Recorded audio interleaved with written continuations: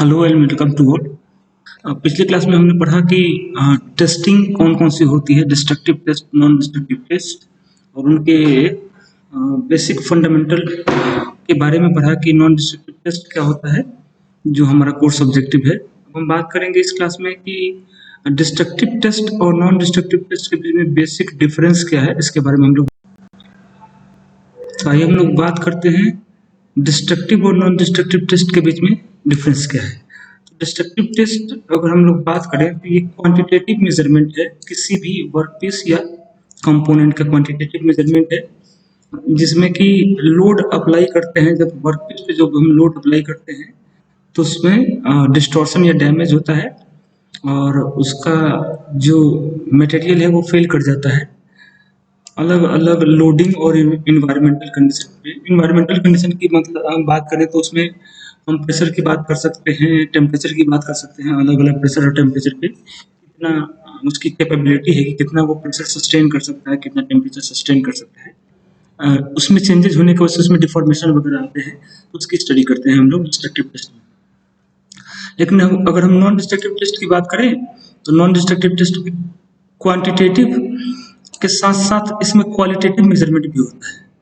इसमें क्वालिटेटिव और क्वांटिटेटिव दोनों मेजरमेंट होता है। क्वालिटेटिव कहने का मतलब कि हम बात कर सकते हैं कि इसमें मटेरियल ब्रेक न भी हो तब भी हम उसके इंटरनल फ्लॉज या इंटरनल चेंजेस वगैरह के बारे में, उसके सरफेस फीचर्स में कोई चेंजेस वगैरह तो नहीं है, उसके बारे में हम लोग डिस्कस करते हैं। इसलिए ये क्वालिटेटिव मेजरमेंट कहलाता है। इसमें मेनली अगर हम नॉन डिस्ट्रक्टिव टेस्ट की बात करें तो इसमें मेनली हम लोग चेक करते हैं उसकी प्रॉपर्टीज के बारे में, साथ में हम लोग इंटरनल फ्लॉज और एक्सटर्नल फ्लॉज के बारे में डिस्कस करते हैं और चेक आइडेंटिफाई करते हैं।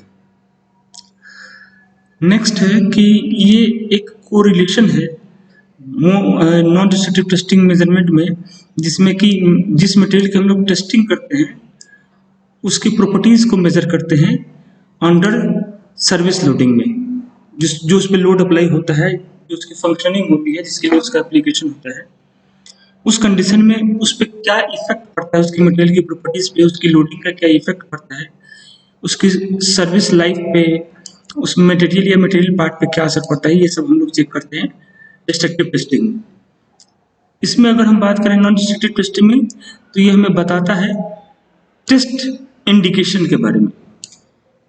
इसका मतलब कि इसमें हम बात करते हैं कि ये जो कोरिलेशन है वो एग्जैक्टली इसमें पता नहीं चलता है कि हाँ जी लोड का उसके सर्विस लाइफ पे क्या इफेक्ट पड़ेगा या टेम्परेचर का उसके सर्विस लाइफ पे क्या इफेक्ट पड़ेगा। मेनली हम लोग उसका जो इफेक्ट होता है उसकी स्टडी करते हैं। अगर हम बात करें तो उस पर होने वाले उस सर्विस लाइफ में होने वाले डिफेक्ट की बात करते हैं, जो अलग अलग सर्विस कंडीशन की वजह से उसमें हो सकते हैं, उनकी हम लोग बात करते हैं नॉन डिस्ट्रक्टिव टेस्टिंग में। इसलिए इसको क्वालिटेटिव कहते हैं, इसको क्वांटिटेटिव कहते हैं। डिस्ट्रक्टिव टेस्ट की बात करें तो ये जो डिस्ट्रक्टिव टेस्ट है वो इजीली एप्लीकेबल है मटेरियल पे, जिससे हम उनकी सर्विस लाइफ को, अगर हम उनकी सर्विस लाइफ की बात करें तो सर्विस लाइफ के ड्यूरेशन में इनकी हम चेक कर सकते हैं उनकी सर्विस लाइफ कैसी होगी, उनकी स्ट्रेंथ कैसी होगी, वो कितने प्रेशर या कितने टेम्परेचर को वो कैरी कर सकते हैं या कितने देर तक सस्टेन कर सकते हैं, अगर हम बात करें तो। लेकिन अगर हम बात करें नॉन डिस्ट्रक्टिव टेस्टिंग की तो ये जो है ये टेस्ट किया जाता है किसी भी कंडीशन में, उसमें होने वाले डिफेक्ट या फ्लॉज को चेक कर सकते हैं। इनमें उनकी सर्विसबिलिटी जो है वो चेंज नहीं होती, उसकी सर्विसबिलिटी इफेक्ट नहीं होती है। हम नॉर्मल मेंटेनेंस की कंडीशन में भी चेक कर सकते हैं या आइडल पीरियड में भी चेक कर सकते हैं। अगर वर्किंग है कंपोनेंट जो है, अगर वो वर्किंग है तो कंपोनेंट की वर्किंग के कंडीशन में भी, मतलब उसको सर्विस पीरियड भी कहते हैं, तो उसमें भी हम लोग उसको चेक कर सकते हैं। जबकि डिस्ट्रक्टिव टेस्ट में ऐसा कुछ नहीं है, उसको सर्विस पीरियड में हम चेक नहीं कर सकते हैं। उसके लिए हमें कंपोनेंट को आइडल कंडीशन में रखना पड़ेगा या कंपोनेंट को उस मशीन से रिमूव करना पड़ेगा, उस ऑब्जेक्ट को रिमूव करना पड़ेगा, तब जाकर हम लोग उसकी टेस्ट कर सकते हैं। क्योंकि इसमें मशीन जो ऑब्जेक्ट होता है, जो मटेरियल होता है, उसको ब्रेक करना होता है। नेक्स्ट है कि इसमें एक बार चेक करने से, अगर किसी भी कंपोनेंट का अगर आप डिस्ट्रक्टिव टेस्ट चेक करते हैं से आप उसके पूरे कंपोनेंट को डिफाइन नहीं कर सकते हैं कि इसकी सर्विस लाइफ कैसी होगी, इसकी स्ट्रेंथ कैसी होगी, या उनके प्रॉपर्टीज के बारे में आप पूरी तरह से ओवरऑल कॉन्फिडेंटली ये नहीं कह सकते हैं कि इसकी सर्विस लाइफ किस तरह की होगी। एक ओवरऑल एक अनुमान लगा सकते हैं कि हाँ जी, जो कंपोनेंट हम बना रहे हैं, जैसे कई सारे सॉफ्ट आप बनाए और सॉफ्ट बनाने के बाद आपने डिस्ट्रक्टिव टेस्ट किया, तो इससे हमें पता चल जाएगा कि उसकी फैक्टर ऑफ सेफ्टी क्या है, उसकी स्ट्रेंथ क्या है। तो इससे एक आइडिया हो जाता है कि हाँ जी, जो कंपोनेंट हम प्रोड्यूस कर रहे हैं उसकी स्ट्रेंथ क्या होगी। लेकिन ये सारे कंपोनेंट्स के लिए गारंटी नहीं होगी कि उनकी स्ट्रेंथ वही होगी, क्योंकि उसके अंदर कोई डिफेक्ट हो सकता है या और भी कुछ तरह के प्रॉब्लम हो सकते हैं जिससे कि उनकी स्ट्रेंथ और वर्किंग लाइफ अफेक्टेड हो सकती है। तो ये इसमें क्लियर पता नहीं चल पाता है। लेकिन नॉन डिस्ट्रक्टिव टेस्ट की बात करें तो इनमें किसी भी पीरियड ऑफ टाइम पे उसका टेस्ट कर सकते हैं।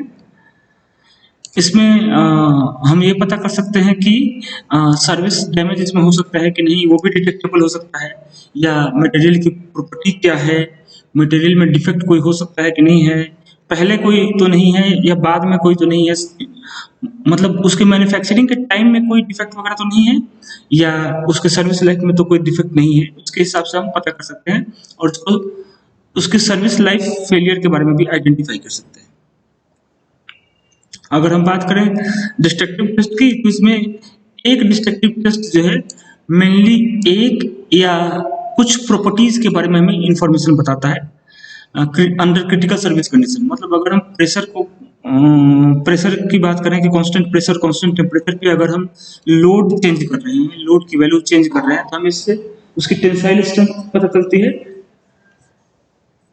लेकिन नॉन डिस्ट्रक्टिव टेस्ट की बात करें तो नॉन डिस्ट्रक्टिव टेस्ट में ये कई सारे प्रॉपर्टीज के लिए सेंसिटिव होते हैं, डिफरेंट टाइप्स ऑफ प्रॉपर्टीज और डिफरेंट टाइप्स ऑफ रीजन के लिए सेंसिटिव होते हैं, जिसमें कई सारे प्रॉपर्टीज और कई सारे डिफेक्ट को हम लोग इसमें आइडेंटिफाई या चेक कर सकते हैं। नेक्स्ट की बात करें तो ये जो टेस्ट है वो कंप्लीट प्रोडक्शन पार्ट पे नहीं हो सकता है, उसके कुछ सैंपल पे ये टेस्ट कर सकते हैं, पूरे कंप्लीट प्रोडक्शन पे ये पॉसिबल नहीं है, क्योंकि इसका कॉस्ट जो है बहुत बढ़ जाएगा। और इसमें एक्चुअली डिस्ट्रक्टिव टेस्ट में ब्रेक करना होता है, मटेरियल को ब्रेक करना होता है, फिल करना होता है, इसलिए इसकी वैसे ही अगर हम नॉन डिस्ट्रक्टिव टेस्टिंग की बात करें तो इसमें पूरे के पूरे प्रोडक्शन पार्ट को, इंटायर प्रोडक्शन पार्ट को टेस्ट कर सकते हैं, या किसी खास क्रिटिकल रीजन को भी टेस्ट कर सकते हैं, जिससे कि हमें पता चल सकता है कि हाँ जी, किसी खास रीजन में कोई इशू तो नहीं है, या पूरा प्रोडक्शन पार्ट में कोई प्रॉब्लम कहीं तो नहीं है, उसको हम लोग एग्जामिन कर सकते हैं इसके हिसाब से नॉन डिस्ट्रक्टिव टेस्टिंग में। इसके बाद हम लोग बात करते हैं डिस्ट्रक्टिव टेस्ट के नेक्स्ट प्रॉपर्टी की बात करते हैं। तो इसमें जो ऑब्जेक्ट या जिस मटेरियल की टेस्ट करते हैं उससे उनकी सर्विस लाइफ, अगर हम बात करें डिस्ट्रक्टिव टेस्टिंग की, तो उसमें जो ऑब्जेक्ट है उसको उसके सर्विस लाइफ में यूज नहीं कर सकते हैं, या जिस ऑब्जेक्ट का हम यूज टेस्ट के लिए करेंगे वो ब्रेक हो जाता है, फेल हो जाता है, डिस्ट्रक्ट हो जाता है, इसलिए उसका कोई इस्तेमाल बाद में नहीं हो सकता है।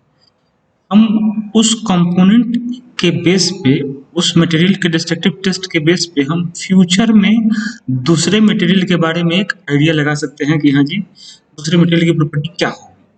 लेकिन नॉन डिस्ट्रक्टिव टेस्ट की बात करें तो इसमें जो ऑब्जेक्ट है उसको उसके सर्विस पीरियड में भी यूज कर सकते हैं, या जिस ऑब्जेक्ट पे हम टेस्ट कर रहे हैं उससे उसकी सर्विस लाइफ या सर्विसबिलिटी पे कोई इफेक्ट नहीं पड़ता अगर नॉन डिस्ट्रक्टिव टेस्ट की बात करते हैं।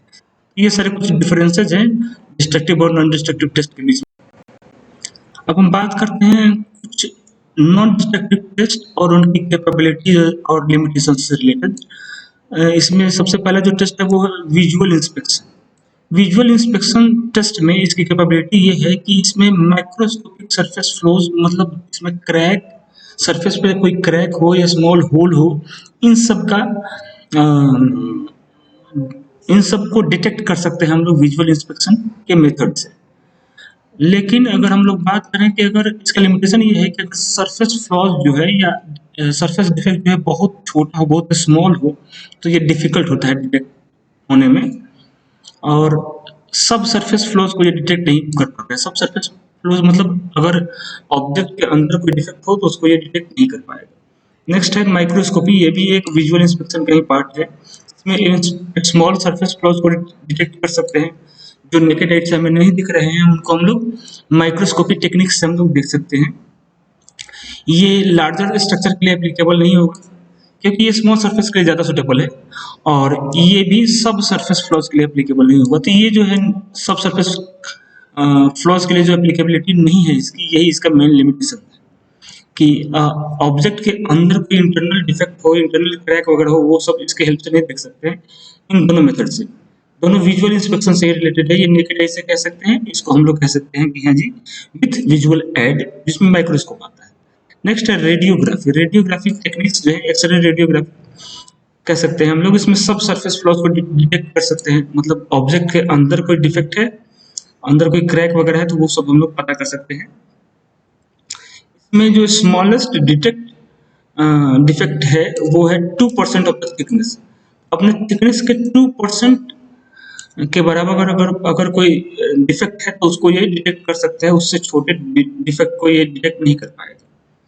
इसमें स्पेशल प्रिकॉशन रिक्वायरमेंट होती है रेडिएशन प्रोटेक्शन के लिए, क्योंकि ये हार्मफुल रेडिएशंस होती हैं, ये ह्यूमन हेल्थ के लिए हजार्ड होती है।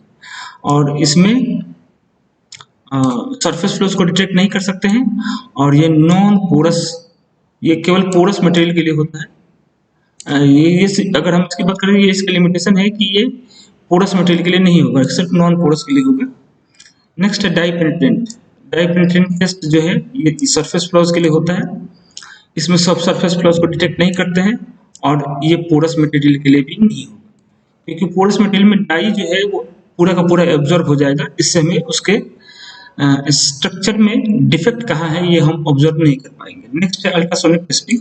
अल्ट्रासोनिक टेस्टिंग का जो एप्लीकेशन कह सकते हैं या कैपेबिलिटी इसकी जो है वो सब सरफेस फ्लॉज डिटेक्ट करने की है।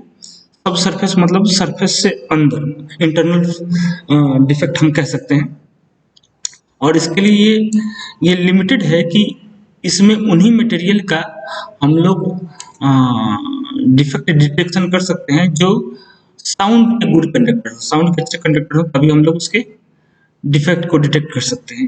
अल्ट्रासोनिक टेस्टिंग के लिए रिक्वायरमेंट होती है। मैग्नेटिक पार्टिकल या मैग्नेटिक इंस्पेक्शन टेक्निक की बात करें तो ये सरफेस फ्लोज को भी डिटेक्ट कर सकता है, या नियर सरफेस या लेयर फ्लो को डिटेक्ट कर सकता है। ये इनमें से किसी भी तरह के डिफेक्ट या फ्लॉज को डिटेक्ट कर सकता है, लेकिन इसके लिए लिमिटेशन ये है कि केवल ये मैग्नेटिक सब्सटेंस के लिए एप्लीकेबल होगा। मैग्नेटिक सब्सटेंसेस मतलब फेरोमैग्नेटिक मटेरियल के लिए एप्लीकेबल होगा। जो सब्सटेंस फेरोमैग्नेटिक होंगे उन्हीं के लिए एप्लीकेबल होगा, नॉन फेरोमैग्नेटिक या डायमैग्नेटिक के लिए एप्लीकेबल नहीं होगा। और इसकी जो सब सरफेस कैपेबिलिटी है वो लिमिटेड है। एडी करंट टेस्टिंग की बात करें तो ये सरफेस और नियर सरफेस फ्लॉज के लिए यूज होता है, और ये मेनली यूज होता है ओनली फॉर मेटल्स, जिससे होकर करंट फ्लो हो सके, उसी का हम लोग टेस्ट कर सकते हैं एडी करंट की हेल्प से। ठीक है, एकॉस्टिक इमिशन की बात करें, एकॉस्टिक इमिशन में ये इंटायर स्ट्रक्चर को डिटेक्ट कर सकता है, लेकिन ये एक्सपेंसिव होता है, और इसमें इंटरप्रिटेशन थोड़ा डिफिकल्ट होता है कि हाँ जी किस पॉइंट पे मेन जो डिफेक्ट है या फ्लॉज है किस पॉइंट पे है, इसको डिटेक्ट करना जो है थोड़ा डिफिकल्ट होता है, इसलिए ये इसका लिमिटेशन है। Thank you.